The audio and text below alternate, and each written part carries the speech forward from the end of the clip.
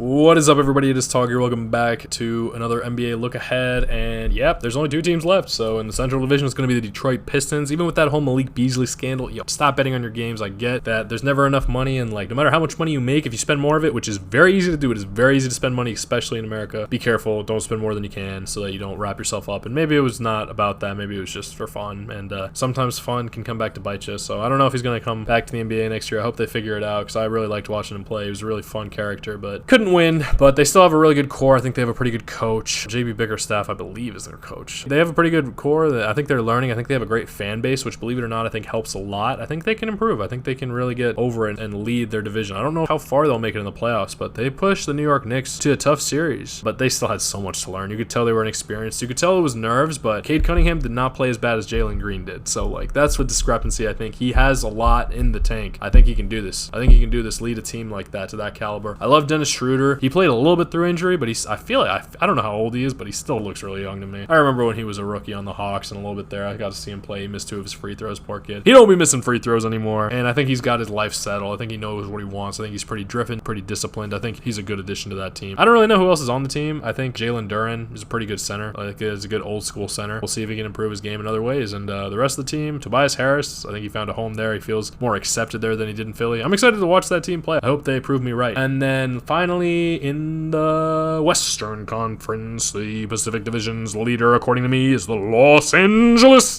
Lakers. What?